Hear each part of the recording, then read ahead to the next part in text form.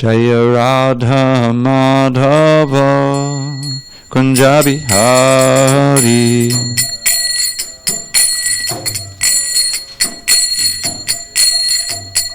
Jaya Radha Madhava Kunja Bihari.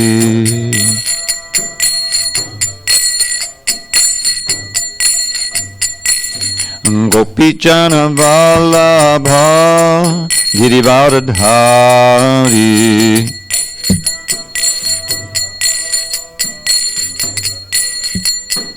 Jai Gopi Jana Vallabha Girivardhari.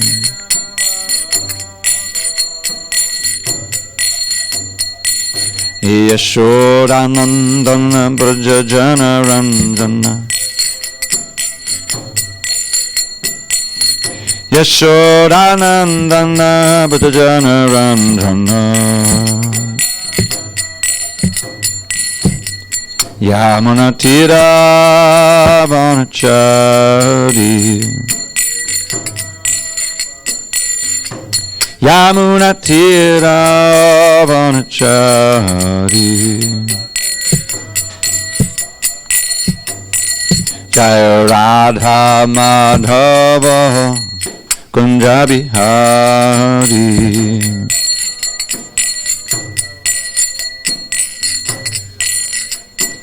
Jaya Radha Madhava Kunja Bihari.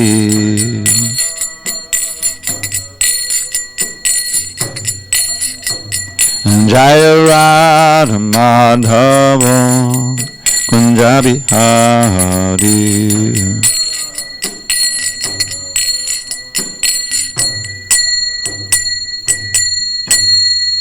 Jai Mr. Bhad Paramahansa Parujikacharya Ashtotar to the Sri Srimad Divine Grace Srila A.C. Bhaktivedanta Swami Prabhupada Ki Jai.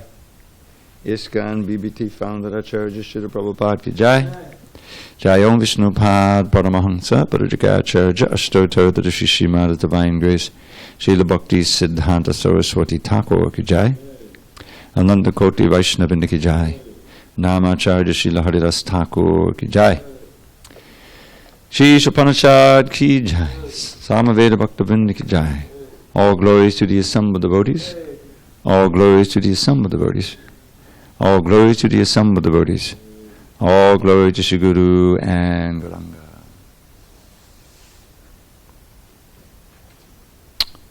Give me a second here, I adjust this.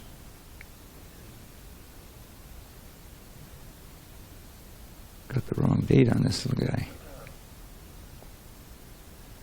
It says November 4th.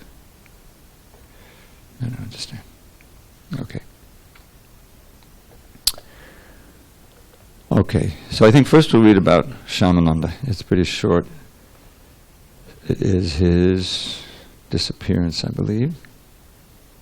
Yes, his disappearance day of Srinivasacharya, not Shyamananda. All right, give me a second here. Srinivasacharya.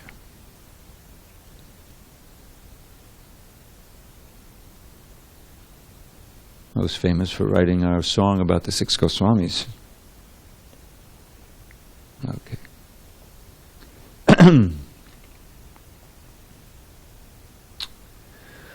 Srinivasacharya. After witnessing Lord Gauranga's, that's Lord Chaitanya's, sannyas ceremony at Katwa, Chaitanya Das and his pregnant wife visited Lord Chaitanya in Jagannath Puri. Soon your wife will give birth to a son named Srinivas, said Lord Chaitanya, and through Srinivas, all the bhakti shastras of Rupa and Sanatan will be distributed. When his father left this world, Srinivas visited the remaining associates of Lord Gauranga in Katwa, Navadvip, Jagannath Puri, and Jagannath Puri. They blessed Srinivas and gave him valuable instructions for spiritual advancement. Seeing his absorption in Gauranga Prema, they knew he was an embodiment of Gaur Shakti, the energy of Sri Gauranga Mahaprabhu. Srinivas came to Vrindavan, toured the 12 forests, and took Diksha from Gopal Bhatta Goswami. Sri Jiva Goswami taught him the complete philosophy of Gaudiya Vaishnavism. Acknowledging his vast learning, Sri Jiva gave Srinivas the title Acharya. So I find it's always important to have like a take on the dates for these things. So this is after Lord Chaitanya left, which was in 1534. And so this is the middle of the 16th century, what we call the 16th century in India. He was the next generation after the six Goswamis. So Jiva Goswami taught him the complete philosophy of Gaudiya Vaishnavism. Acknowledging his vast learning, Sri Jiva gave Srinivas the title Acharya. Accepting Sri Jiva's order, Srinivas and his two friends, Shyamananda Prabhu and Narottam Das Thakur, pioneered the first transcendental book distribution party. Vrajbasi Sankirtan Party Ki Jai. They took a bullock cart of the Goswamis' devotional writings from Vrindavan and passed them out all over Bengal and Orissa. Well, the way I heard the story is that they were entrusted with these precious writings. There may not have been another copy, because in Vrindavan was, if you recall, was kind of pioneered. Lord Chaitanya, when he went there, it was just a forest. There was everything was covered. They didn't know where Krishna's kunds and lila stands are, where was Radhakund, nobody knew anything. So Lord Chaitanya, Bhugarba Goswami and Lokanath had already come there and started the work. But he told Rupa and Sanatan to go there and to excavate the places of pastimes, namely to find out where they were and make markers, and so this is kun, this is that kun. And to write literatures, and where possible, I don't know if he told them this, but what happened was that they would attract some wealthy followers, and they were as renounced as possible. So they said, okay, if you want to give me a donation, then build a temple. So Nathan Goswami built the first temple, Madan Mohan, Radha Madan and Mohan. And then gradually the other six Goswamis, and they had their own temple. Gopal Bhatta has Radha Damodar, and Rupa Goswami, Radha Govinda, like that. So meanwhile, they're writing all these books. Then they visited Lord Chaitanya, Rupa Sanatan, and Jagannath Puri, got inspiration like that. So after Lord Chaitanya's disappearance, then the question was, well, what to do with all his books? How is the movement going to expand? And it's going to expand by book distribution. The people have to be able to read those books and follow them in the whole Gaudiya line. But all the scribes and the center of learning was Navadvip, not Vrindavan. They were still pioneering, excavating everything. So the books had to be brought down to Navadvip. So Srinivas and Shyamananda and Narottam, who were the prime students of Jiva Goswami, they were going to carry on the preaching. They loaded these precious books into a cart, and they started for Bengal. And it's a long trip, if you look at the map, especially by bullock cart. So they were I think in Bengal, and they came across this one town. I forget the name of it, but the king was named Viram Vir, which means I'm a big hero. And he had an astrologer, and he had this program where anyone would come through that town, and he would ask the astrologer, well, do they have something valuable with them? Said, yes, they have this invaluable treasure in their cart, their bullock cart. So this king was somewhat of a Vaishnava. He would hear the Bhagavatam spoken every day, but not by someone who was really learned, who was off. But still, he wasn't about to kill them or anything. But in the middle of the night, he had his agents go there and empty the cart and bring the contents back to the palace. So when Shyamananda and they were just on the verge of entering Navadvip. So when they woke up in the morning, they were like devastated. They had been entrusted with this treasure, and now the whole movement was gone. So completely crestfallen, Narottam and Shyamananda continued on to Navadvip, and they got word back that they'd been stolen, and I heard there was a very serious reaction of all the Goswamis when they heard that in Vrindavan. But Srinivas said, well, maybe I can retrieve them, So he walked into the town, and he just was sort of reconnoitering, and he found that this king, with some of his subjects and people, was listening every morning to a Bhagavatam class. So Srinivas listened in, and the second time it happened, they asked any questions, comments. So he stood up, and he started to give his own interpretation of the Bhagavatam, of the same passage. And they realized, well, he really knows what he's talking about, and the king was very impressed. So then he was speaking on Bhagavatam, and as time went on, he made the king his disciple. And meanwhile, he asked the king, is there some valuable treasure that you stole some time ago from that cart? He says, yes, and he opened the door, and there was all of the the writings that we read every day. So, needless to say, they were dispatched with the guards to the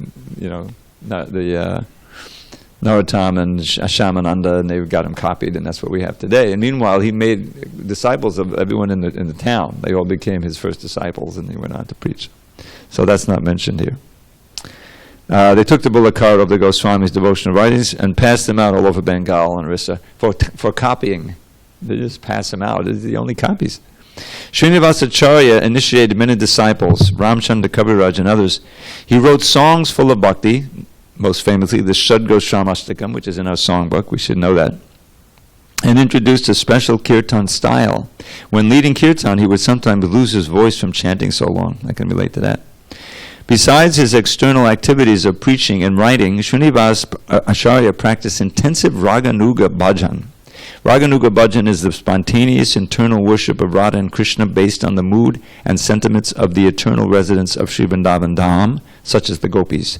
While doing Manasi Seva, service to Radha Krishna within one's mind, in a mentally conceived spiritual form, he would often bring tangible paraphernalia from these meditations back with him upon returning to external consciousness. He is famous for that.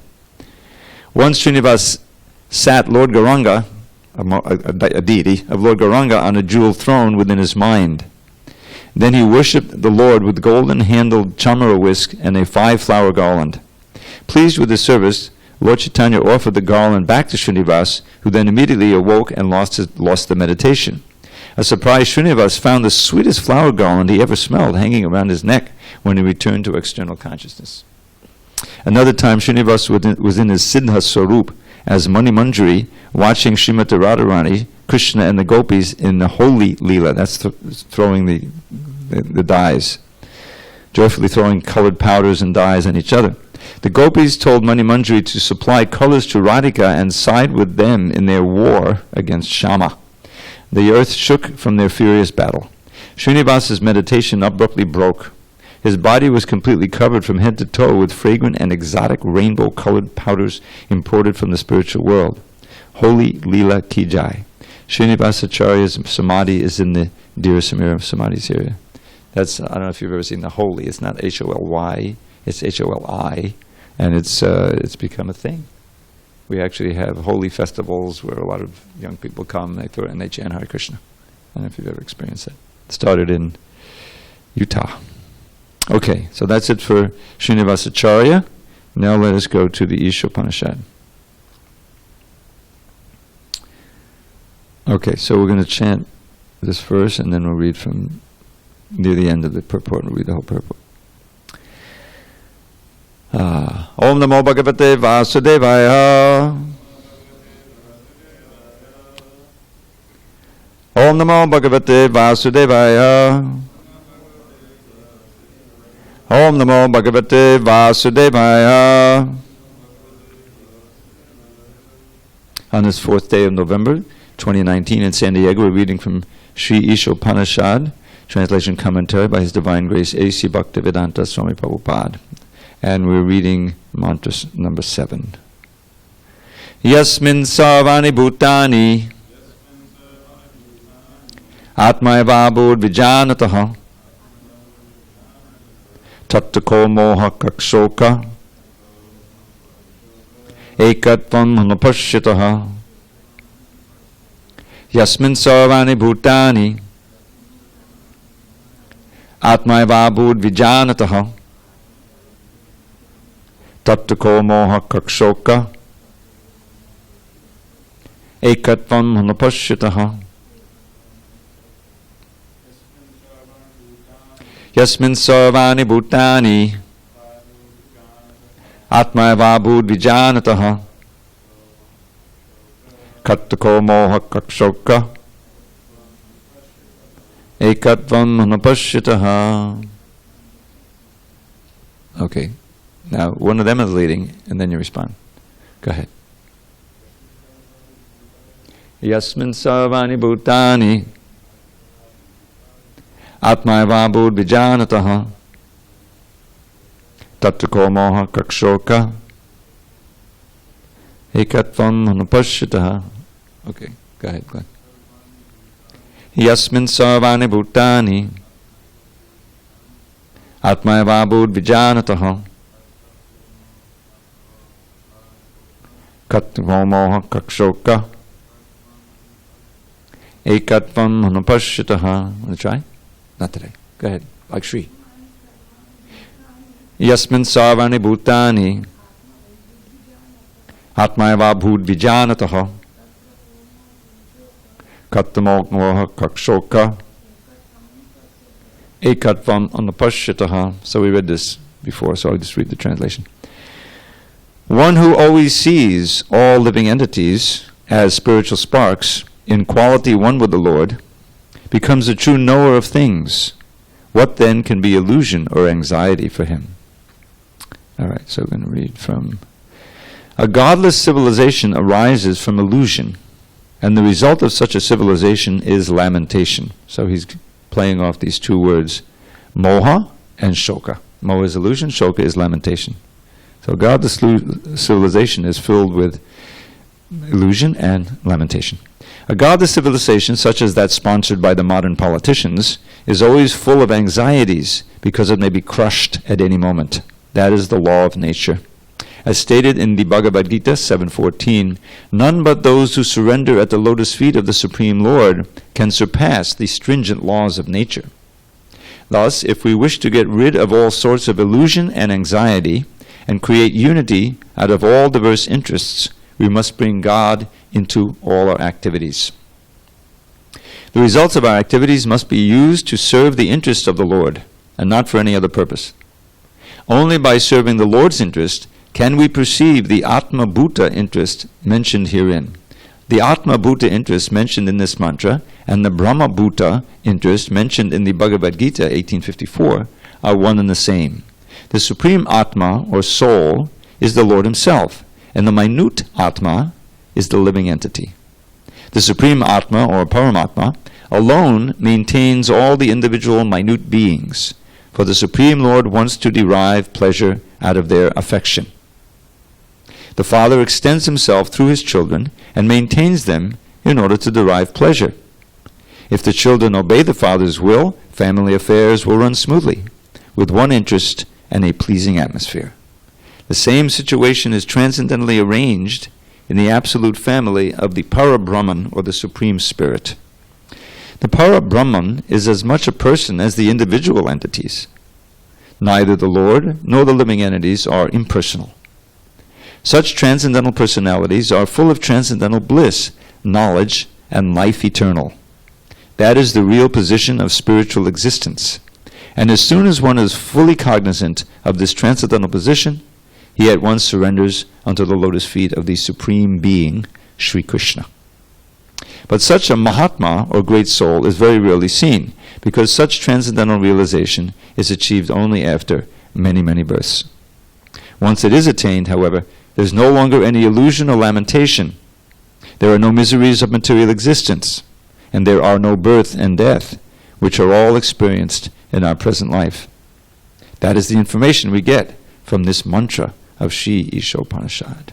Om Jnanatimirandasya Jnanandana Salakaya Chakshu Unmilitam Mena Tasmai Shri Gurave Namaha.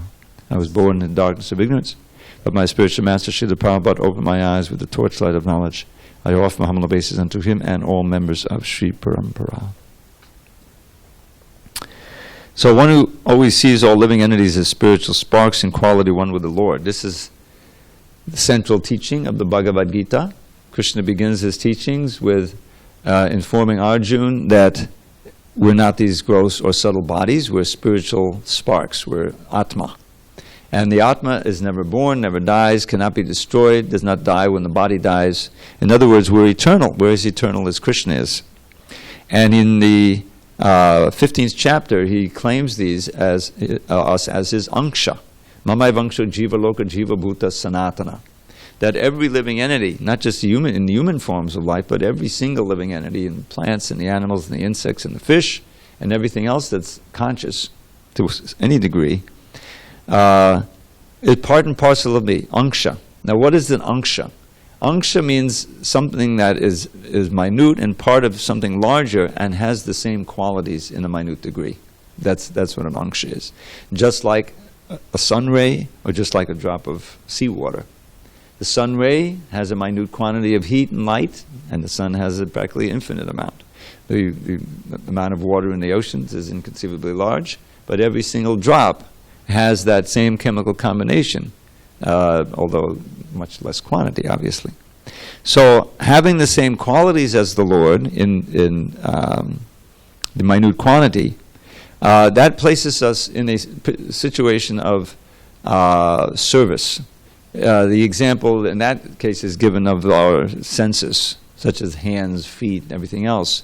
They work when everything is in order, according to our will, according to the limitations that they have. But hands, we know, work in such a way. Feet, we know, certain way. Voice, right? I don't know how the voice is working, but I know that it's articulating these words that I'm speaking here, according to my will. So the idea is that the whole spiritual world, the whole existence, is meant to work in concert with Krishna's desire and Krishna's will. And we learn in this purport that he expands himself. It says, Eko bahusyam, the one became many. We say became, it seems to imply a certain time, but he has expanded eternally into many. Why? For his pleasure. What is that pleasure? Loving exchange. That's the whole point. The whole spiritual world, the Goloka Vrindavan, the Vaikuntha world, everything is geared toward this exchange of what is called rasa, which is a mysterious word, has no actual English equivalent, but it's something that we all experience. We experience material rasas. A lot of our material rasas are with matter, material things. Cell phones, it's matter. But of course, it throbs with life. You're seeing life through that. You're experiencing other people through that. It's a medium for exchanging rasas with other things. Our own bodies, which are inanimate actually, they're only alive because we're inside. They're animated by the presence of the soul. So we have such a intimate relationship with the body. It's very dear to us. It does our will. It gives us pleasure, right? It helps us to move, right? The whole thing is it's an important servant. So, but the real rasas, which mean something, which are sustainable and most pleasurable, are with other living beings, especially other human beings.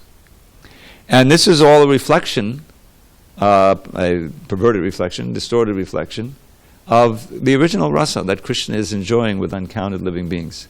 The rasas are basically five. There's shanta ras, which we have all the time, all of the things we have in our room or our house or in our bag that are just waiting for us to use them. That's called shanta ras. They don't have any active service, but they're there and performing kind of a passive service. You find that in the spiritual world, even in Goloka. The flute is tucked away in his cloth. But the time comes when it's used, then it's a very important servant. But then real bhakti starts with dasya ras. All of the different rasas are included in the next one up. So what is the essence of the shanta ras? Is a living, because it's conscious being is fully conscious of Krishna all the time and satisfied with that and completely indifferent to material attraction. That's the basic of shanta ras. There's no active service, but there's just the awareness. It's almost like a yoga thing. The yogis can experience that shanta ras, peace. Now, in dasya ras, there's the desire to perform some active service. Now, you have those in the spiritual world too, but it's most prominent, in Goloka Vrindavan, most prominent in Vaikuntha, where everyone recognizes Krishna as the Supreme Personality of Godhead, and we're his servants. There's a wonderful pleasure there. That's the predominant, all-pervading rasa there. The divinity of God is never forgotten in Vaikuntha. He's there, although everyone looks like him. They all have 4 hands, 4 arms, but they don't have the kaustubha gem. They don't have the little mark on the chest. There's certain distinguishing features. So that's also there in Krishna's Leela. Some of his friends are in our friendship. They can be like a mixture, but they're more like servants. They're serving him. They don't, regard him on an equal level. They're a little younger, serving. So, but they certainly have the qualities of Shantaras. They're always conscious of Krishna, and fully satisfied and blissful in that consciousness, and they don't have any attraction for material life. Then there's the Sakya Ras. Sakya means friendship. We all have these in our own lives. Friends that you develop. I remember when I was a kid, I had my best friends. You always want to play with them. You somehow click with them best and all this and that. So Krishna has all of these friends on an equal level. He hides his majesty and his power so that they can deal with him on an equal level, which is more pleasing to him. And so they'll have little wrestling matches. Sometimes Krishna will lose, and they'll think, oh, we conquered Krishna. You have to carry me on your back, whatever like that. So that's the Sakya Rasa, and he has these uncounted friends, and his coward boyfriends. They're enjoying. Then there's the Vatsalya Rasa. Vatsa means a calf, So Vatsalya means the mood that parents have for their children, protecting them, loving them, like that.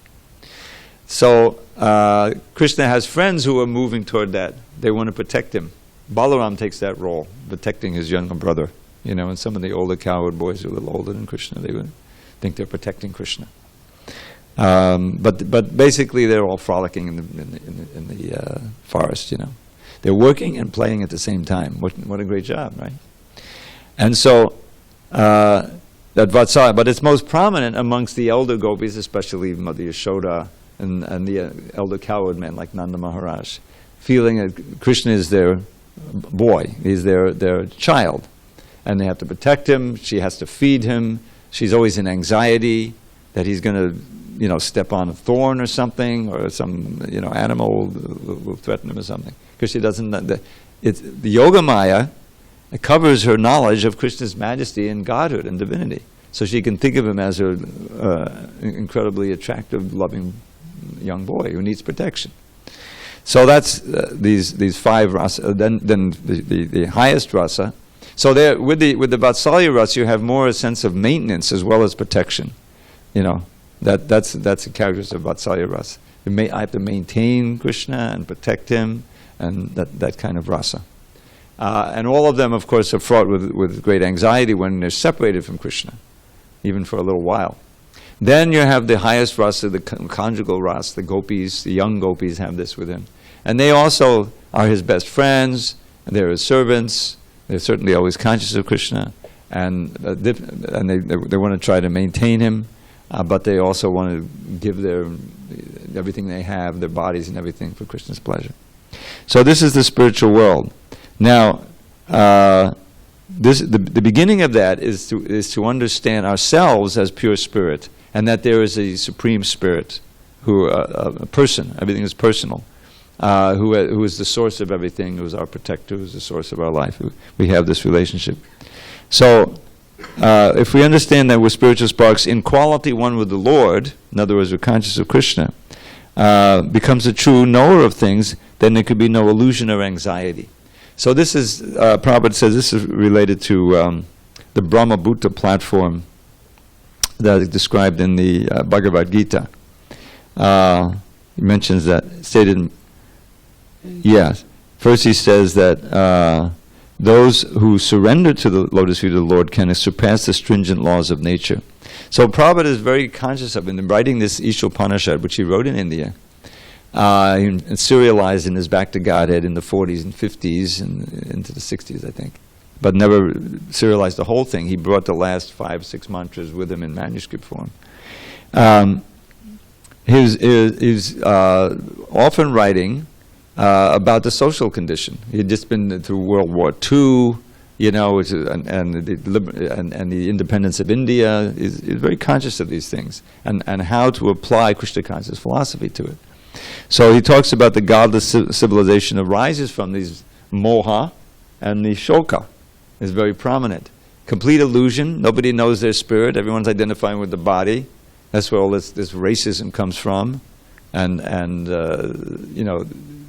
pigeonholing people in a certain area so that we can move them around, or even ethnic cleansing, or even genocide.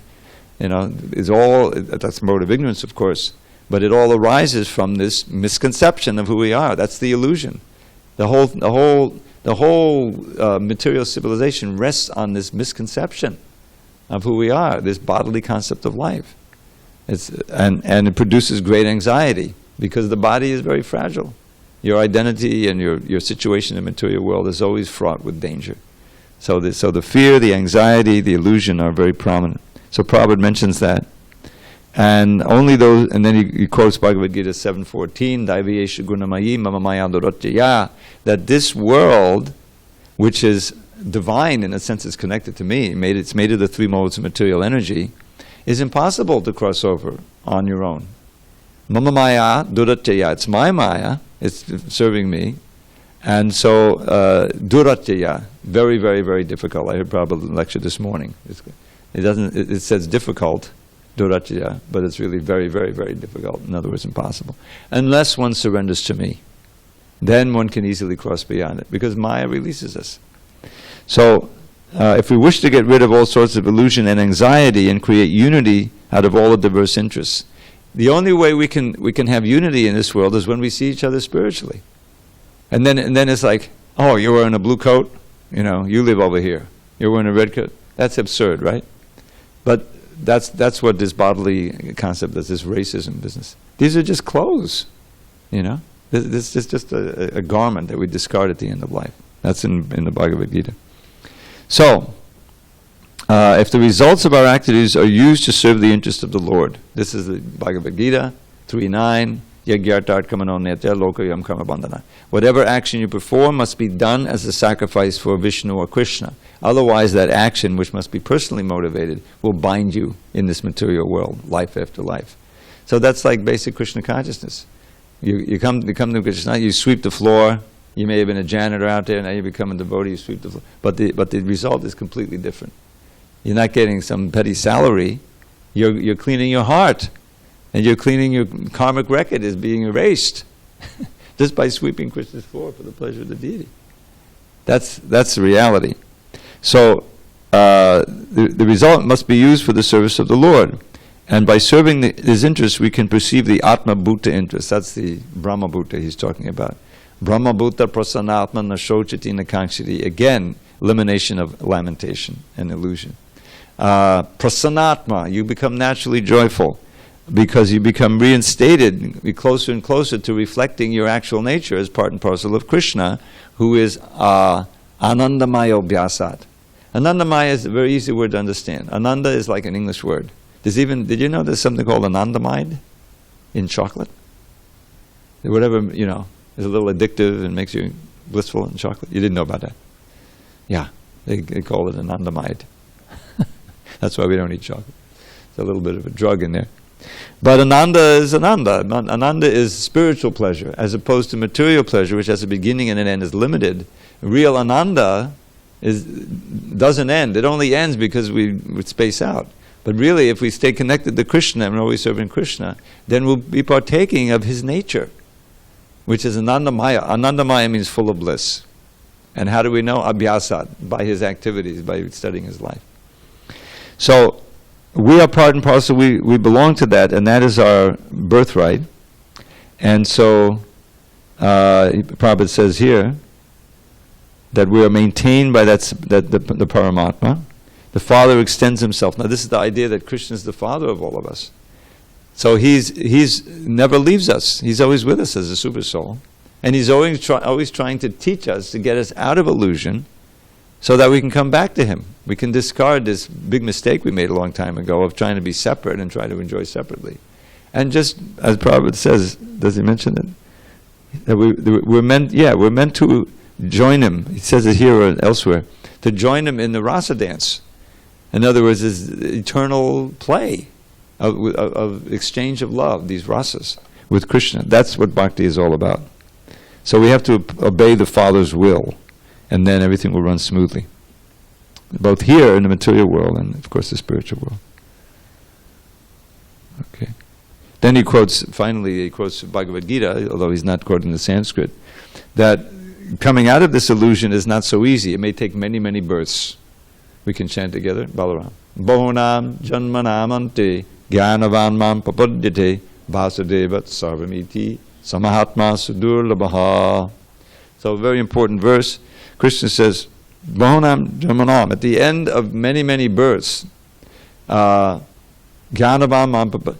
Bahunam janmanan ante gyanavan mam papadyate. One who is truly in knowledge surrenders to me, understanding that I, Vasudeva, am everything.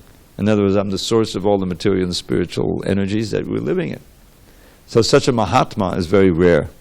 Now here we are, trying to surrender to Krishna, So you can imagine, many, many births we've passed, and countless births could come to this point.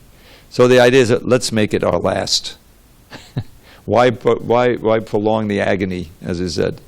We know, right? This is the truth. Now we just have to overcome all of the inherent obstacles that we've created by our staying in the material world. There's all kinds of crud in our consciousness.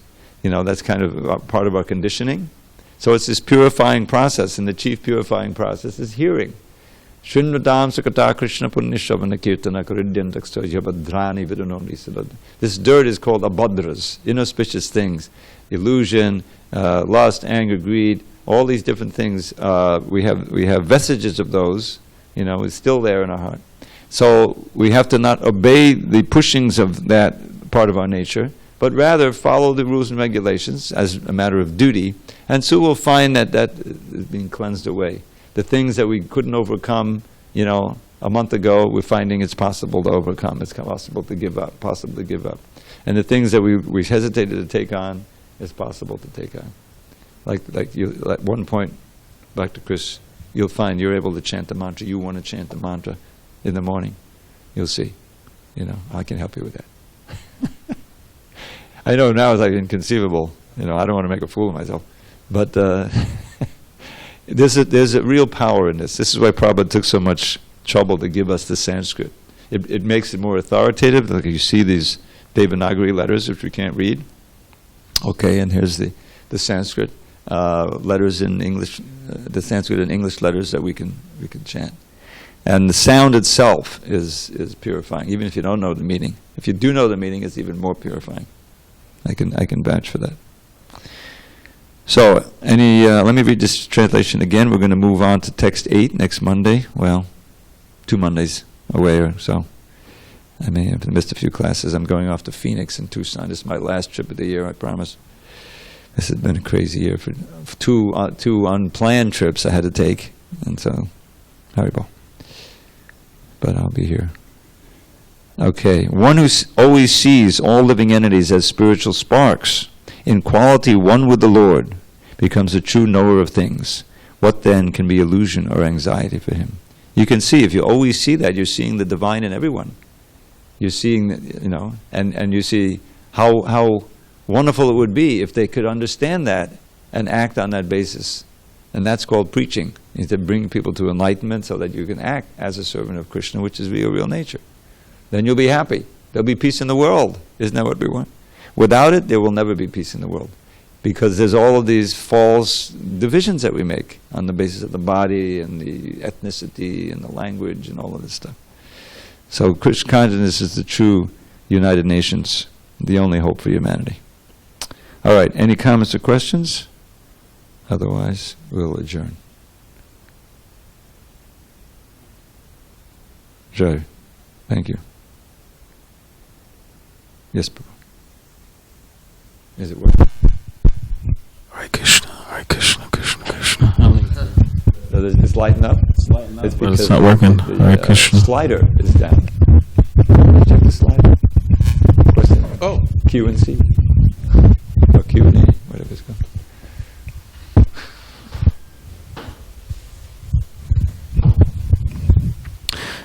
Well, I was thinking of asking two things. That one about, because you mentioned like amsa, there's amsa and vibhinamsa, and all these different kind of amshas, yeah. And maybe if you could talk about the plenary portions and the portions of the plenary portions and all that type of. And So there's different kinds of anksha. Anksha means a part that has the qualities of the whole. Now, there's also svanksha. Svanksha is a combination of two words. You have to see how the Sanskrit works. Sva-anksha. Sva-anksha is used to mean an expansion of Krishna that has all of his qualities and powers, but doesn't display them. Just like Lord Ramchandra is very famous svanksha. You can always tell the svanksha are Vishnu tattva, meaning that they're on the same level as Vishnu. They have the same powers and qualities, but they don't display them all. Just like Lord Ramchandra was very beautiful, just like Krishna is, right? Very attractive male form, little different color. And when he went into the Dandakaranya forest for exile with Sita and Lakshman, the sages there said, they knew. They're meditators, they're bhaktas, They knew this is God, this is. And they wanted to have a relationship on the highest level, just like Sita had, or just like the gopis had, because he's so attractive. But Ram said, no, in this incarnation, I have only eka patni, one wife. And I'm showing that. So he didn't display all of those powers that Krishna did when he expanded himself into all the gopi forms and all the queens and all that stuff, So, and then there's others who are also svanksha. Matsya avatar, the fish incarnation, the boar incarnation, the Shringadev. These are all svanksha. Vibhinangsha means separate. Vibhin means separated. We never merge with Krishna, although we can try, but we don't want to do that. But Vibhin means we're separated. We do not possess the same qualities or the same powers that Krishna has at all. It's a complete illusion to think we can. So you have these different kinds of anksha. And just plain old anksha, as he mentions in the Bhagavad Gita, he's just pointing out that we're part and parcel of him, and we have his qualities in minute degree. And being part and parcel, separated. Yeah, bhinna means separated. Well, we're Vibhinangsha. Yeah, we're Vibhinangsha. We're separated parts of Krishna. And which indicates that we have his powers in minute degree. But the svanksha have them in complete degree. But they don't display all of them. They display part of them. The power is there. Lifting up the earth, that's a divine energy. But the beauty, is not like what Krishna has. What about like plenary, all those like? Oh yeah, plenary portions. Generally, the plenary portion. Sometimes Prabhupada uses it in different ways, but plenary portion, like the portion is the anksha, and plenary simply means complete. So the super soul is a plenary portion of Krishna. It's a manifestation that has Krishna's powers and is Krishna himself, but he has a specific function that he performs. He gives us knowledge, remembrance, forgetfulness, and he oversees. He's overseeing all of our karma and everything, giving us intelligence and reminding us of how to act to fulfill our karma. So he's always with us, and he can also, Krishna can appear through that. Like sometimes it's said that the Premanjana Charita Bhakti Vilochanena, those who have, in the Brahma Samhita, who have developed their love for Krishna, very poetically, they smeared their eyes with the salve of love, of prema, they always see Shyamasundar in their heart, Shyamasundar with the flute, that's the original form of Krishna. They don't see the super soul. The super soul is as a vision that the yogis perceive. They're not 100% bhaktas, but by advancing in meditation, they can perceive that super soul form within the heart. But generally, they make a mistake of two mistakes. One is that they may identify themselves as a super soul, and the other is that they're after some siddhis, some powers that they can get when they become advanced. And you can imagine how tempting that would be, to be able to fly anywhere, to control anyone's mind, walk on water, create something, anything you want from Fort Knox. It's not so easy, to avoid those temptations. So we don't aspire for them, although devotees get certain powers, that are used. It's like it's a mystic power to be, in my mind, to be able to distribute books, to be able to turn someone's mind who never thought of Krishna before and is interested in him. But it's That's the plenary portions. Plenary simply means full, an expansion that's full.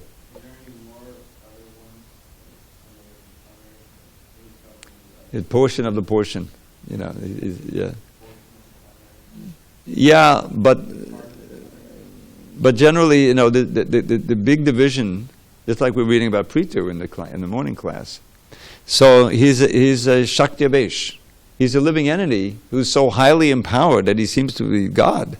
In the previous chapters, he was doing things that only God could do. But then he loses it, right? He's angry, then Vishnu has to come down, kind of cool him out. He's not God, right? He's a living entity, very empowered living entity. So that's another category. A living entity who is highly empowered is Shakti Avesh. Avesh means infused or empowered with some Shakti. Shakti Avesh, you see, given some special Shakti. So this is different quality. So plenary could also be like a Swangsha is plenary. Okay. All the swangshas are plenary. Okay, so it could be plenary. Okay. Yeah. Also maybe you could talk about, because you're talking about like racism and different kind of things like that. Maybe you could talk about this idea of like tolerance, because when you talk about racism, it means like complete intolerance. It means that they don't tolerate somebody who's not like them. Complete intolerance. So devotees may not have a problem with racism. Maybe some do. I don't know, but at least the idea of tolerating. Because it's not so easy to tolerate people sometimes. Because sometimes you think like, why is this person doing this? Shouldn't this person kind of like, not be doing this? And is kind of so like the idea of tolerating people's. That's one of the first qualities we're enjoying when you study this Bhagavad Gita, and we have to end soon. The first lesson, is that you're not really a pundit, or you're speaking like a pundit because you're on a bodily concept. You're lamenting, which is in our verse today, lamenting, shoka, for that which is not worthy of grief, namely the material body. So then, before long, he gets to this statement, Dehi nosmin yata dehi, that just as we're changing bodies, even in this one body, right? In other words, we don't think of it that way. Our body is growing, but actually we're having different bodies, childhood body and on up to old age. Similarly, the soul passes into another body. The sober person is not bewildered by such a change. That sober person is Arjuna. It's not the person dying. He's not talking about the person dying there. He says those who are have an attachment to such person, some affection, but they have the knowledge. They don't completely lose it. They say, okay, this person is getting a new body. But even in that case, yes, there's something to tolerate. That's the next verse. Because you have all of this affection. Even if I know the person is going on to another material body, still I'm going to miss their association, and they're gone. So there's no solution for that but to be tolerant. Mata sparsha konteya. Because if you're not tolerant of the difficulties that come from just being in the material world, whether you're a devotee or non-devotee, then you're not eligible for liberation. That's the next verse. Yam hi nabadayante te purusham purushashaba samadukha sukham dhiram. This is a nice phrase. Samadukha sukham dhiram. And one has to be dhira, means equipoised, tolerant in misery and happiness. Well, I can easily tolerate happiness. No, the temptation to try to enjoy the senses, that has to be tolerated. In other words, you have to have the strength of mind. As well as when bad things happen, to tolerate that. People insult you. That can be more painful than physical pain. That's in the Gita all over the place. I forget the phrase, but there's many verses like that. Be equipoised in praise and blame. When the praise happens, you don't let it go to your head. When the blame happens, then let it right off your back like water off a duck's back or something. That's again and again, because keeping that equipoise so you can remember Krishna, not letting yourself get pulled into the modes of nature, is a prerequisite for constant remembrance of Krishna, even at the time of death. What could be more disturbing? The disease developing, the anxiety, But that's where the tolerance is. You have to practice that. That has to be practiced. So that's tolerance is a basic principle of yoga, and we're meant to be yogis. We have to keep our equipoise in every material situation, and then we're eligible for going back home, back to God. All glory to Srila Prabhupada.